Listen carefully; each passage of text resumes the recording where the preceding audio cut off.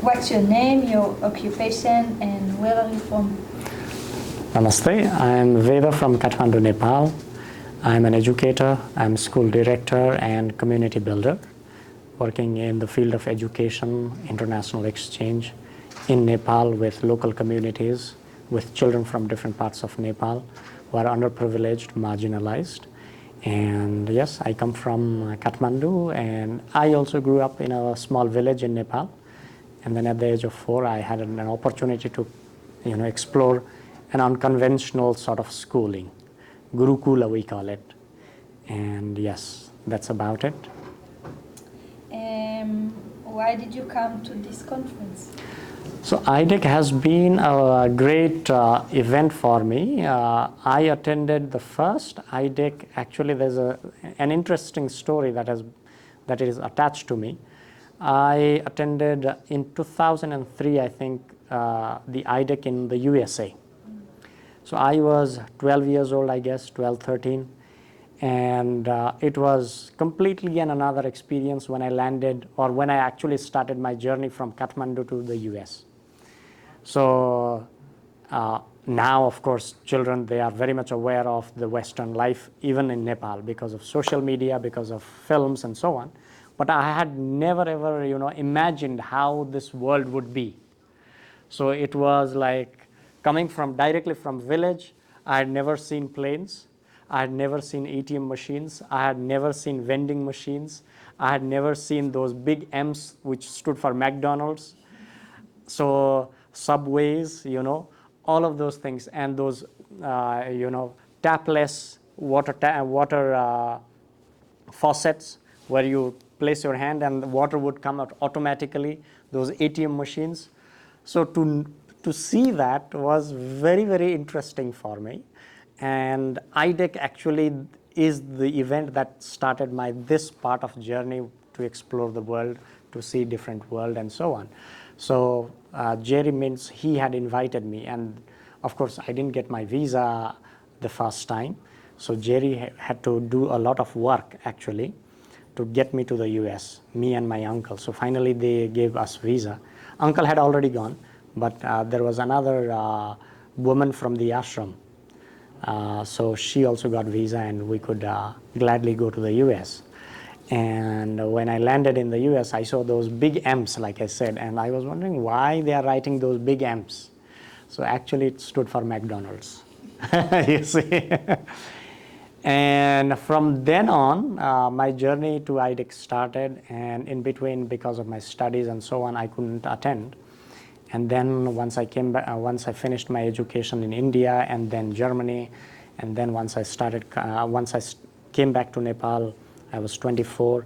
I wanted to do something for others because I also got that opportunity, and I wanted to give back to the community and Nepali children also the same thing. So I decided to leave my aspiration to become a mathematician or a physicist and actually dedicate my life in building schools and communities in Nepal. So I'm working with really, really at the ground level with children. I'm always with them, doing things with them. So every year I try to attend this conference because my friends, they support me in my work, so they invite me. So next one was in India, and then I went to Ukraine, and then I visited Summerhill School, and then we hosted online conference because of the pandemic, and then followed by conference in Summerhill, and then finally in Nepal, and then here. So it's a long story.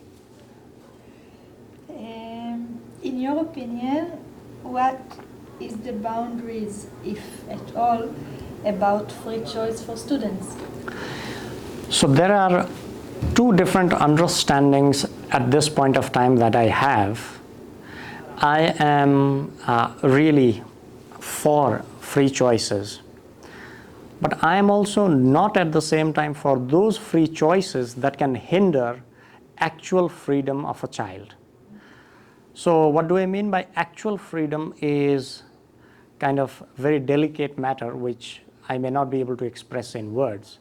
But what do I mean by freedom is freedom from society, freedom from teachers, freedom from the external world is something else. But there is also inner freedom that one must actually explore, because a man with no inner freedom will be ever bound by the society, by the world. So both of these things, freedom outside and freedom inside, should be explored together. One cannot be free just merely by saying, okay, we have to free all the children and let them do whatever they want. But we have to create an environment where children and even adults are constantly reflecting on what is binding us, what is limiting us, what those boundaries are. And then what can happen is we can, and that's the moment when we start going deep inside, and we have to liberate ourselves from our own things, from our own desires at times, you see. Because these are the things that are pulling us towards one direction, and these are the things that are limiting us. I am sad maybe because I'm not making money enough. I am sad because maybe somebody else is having a big car. Or I am sad because I'm not in a position of power. Well, the world is not going to make everybody a prime minister or a minister or a headmaster. Somebody is going to be a headmaster, somebody is going to be a prime minister. But that's the reality of the world, right? So actual freedom comes from inside. And then once a person is free inside, then the outside also needs to be free. But this inside freedom has to be nurtured in children. And sometime what may appear actually in my own educational methodology or my own vision also, what I see is sometime overemphasis on the external freedom can kill the internal freedom of the child. External freedom, what do I mean by that is, let's say, when we are too much driven to,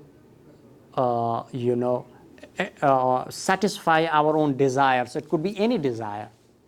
Well, that is one way. One can explore that.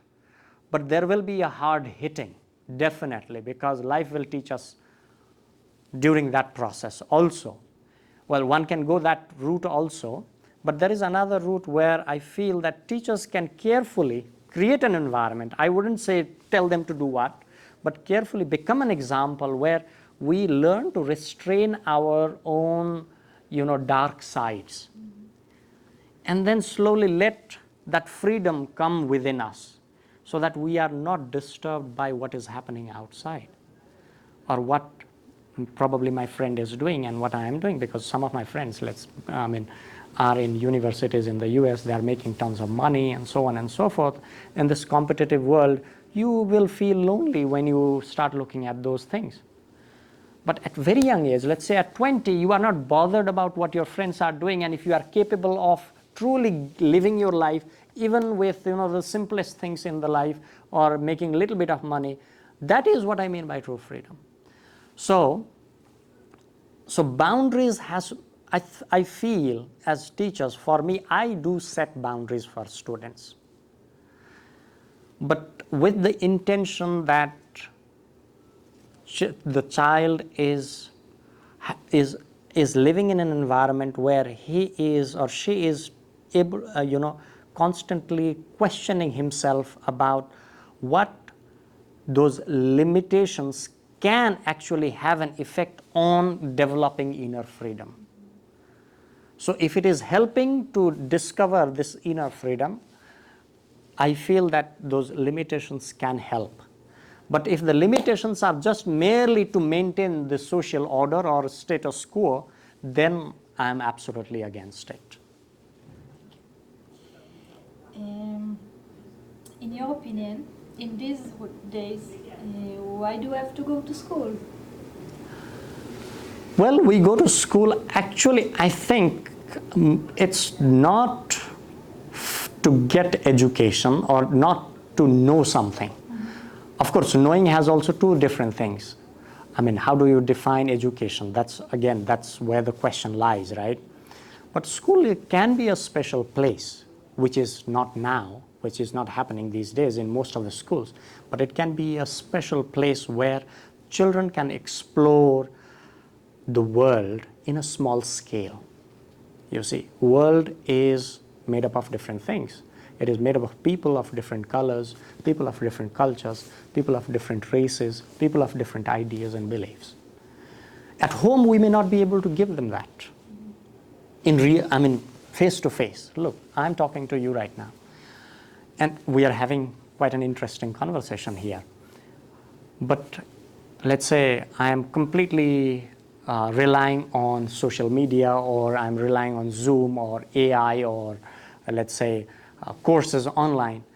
I will not be able to really get that connection with you to understand the world in a microcosmic way. There is macrocosm, the whole world, but how do we put a child in a place where he feels or she feels that she is living in a real world? So school represents a microcosm of the whole world. And why should we avoid that? And school should actually have that possibility where a child feels that he is living in a world in totality. And that's why I say that school should not be only buildings. It should not be only classrooms. It should reflect the whole world in that small space. There should be adults, there should be old people, there should be children, there should be parents living, there should be gardens, there should be animals, there should be an agricultural field, there should be international people coming from different places, there should be an artist, there should be a computer scientist, there should be a spiritual master, there should be a seeker, there should be, so it should be chaotic in that way. So that's what I feel, and school should truly represent that. School should not be a school, it should be a community. It should be a bigger family.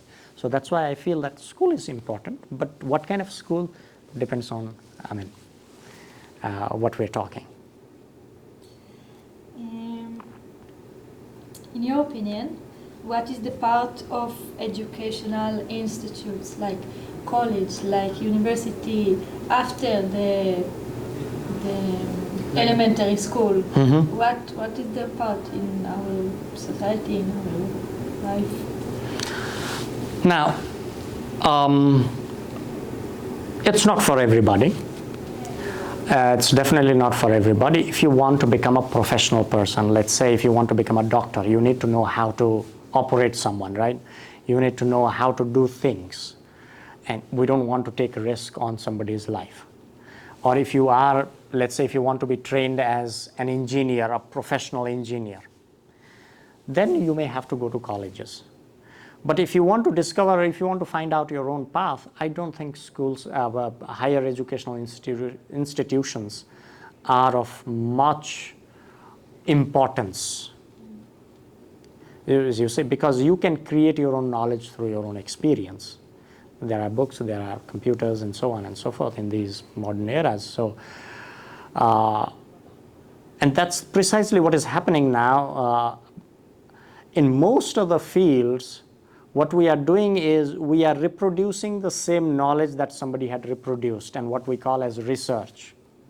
And that is not truly, it's not satisfactory to the person who is actually doing the same thing, doing that research. He is not appreciating his own research because it somehow feels that it is borrowed one. It is taken from someone. So there are fields where either you have to knock all the way to the extreme and you have to go beyond that boundary where you create your own knowledge. And most of the universities, most of the colleges, they are not truly doing that job, especially in the context of Nepal and even in India also. In some institutions, yes, where you feel that you are really engaging with knowledge. But mostly what you are doing is you are engaging with the information that has been provided with you, and then you in a way you manipulate and you get your certificate and doctorate, become a doctor or so on and so. So that is obsolete, because at the end what will happen is if you do not have the capacity to create your own knowledge, to carefully look into your own experience and create knowledge out of your own experience, if you don't have that sort of capacity built in you, or if you don't inculcate that within you, then degrees are going to be very much kind of something that you hold as a name, but you will not appreciate what you have done. So there is certain importance, but for most of the people, what I feel is let's say more than 90% of the people do not really need to go to universities. What is your perspective about AI? Do you embrace it or reject it? I do embrace it. I love technology.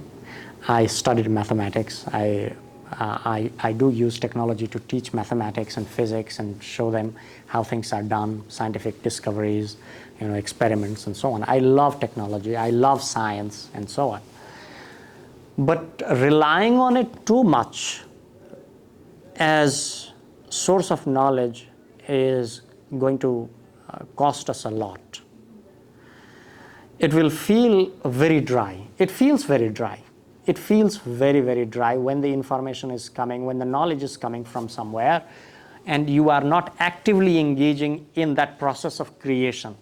Because human being is a creative organism. For that matter, any living organism is creative. So if we leave that creative aspect and only rely on something to get information or knowledge or whatever it is, then life will be very, very dry. And in that sense, I think AI should not outsmart us. It can happen. That's what I feel. It can happen because now probably the calculations, the thinking that mind can do so far, probably in coming decades, AI will be able to do. But there is something that is special that probably human beings can only do. So, but if we remain in this mental level, AI is going to outsmart us. We have to develop our inner faculty, and that's where the next work or the next direction of education has to be, which was part of my talk yesterday in Taipei, is to develop this inner intelligence beyond mind. You see, because, for example, our desires are controlled by our mind. I'm hungry now, my stomach is telling me I have to go rush for food. But my mind is telling, no, don't go because I'm on an important job here right now doing, right? So similarly, how do we take care of this mind? If we rely only on mind, then it's probably certain that we'll create a world which is chaotic, which is in disharmony, and it will be completely in imbalance. So therefore, there is some other faculty in human being. Some philosophers, they call it supermind. Some philosophers, they call it the inner psychic or the spiritual aspect of a being. We have to develop it. And once that is developed, I don't think we need to worry too much about AI. But if we remain ignorant about our own potential that is hidden within us, then we have a lot to worry about life. And the last question, do you have a vision or a message that you want to spread to the world? Well, I have a vision, yes, and that's what I am working towards. Every child should have access to world-class education, not only in terms of technology, not only in terms of critical thinking, not only that is important, I am for that, but also a community where children can truly develop, become part of this world. They should not feel, oh, I'm going to the outside world after the school is over. They should be able to live constantly in this world and feel that they are connected, they are contributing, they are developing, and that's what we are doing in our organization. Children are contributing, children are taking responsibility, they are part of the organization, they are running the show, and they feel that they are part of this world. So creating such communities all over Nepal for national people, for international people, from people from different parts of the world. Those who can come there, become part of that family, is my vision. And also creating that spiritual dimension, a spiritual environment, which is, of course, it's not dogmatic. It should not be something that is pushy, or something that is not out of this religiosity. Religiosity also has a very different understanding. Some people understand it as a religion, but I call it religiosity in the sense of pure spiritual pursuit, a seeker. When you are seeking, you can have doubts, but never ever stop seeking, never ever stop that, okay, I never ever agree that, okay, this is the truth, right? So that sort of, educational system that I want to work on and create communities that imbibe into that and follow those principles of education laid out by Sri Aurobindo. You should also, I think, those who are interested can read Sri Aurobindo. He gives a lot of insight on the future of education. So that's my dream. I want to see children happy. I want to see everybody happy. Thank you very much. Thank you very much. Thank you.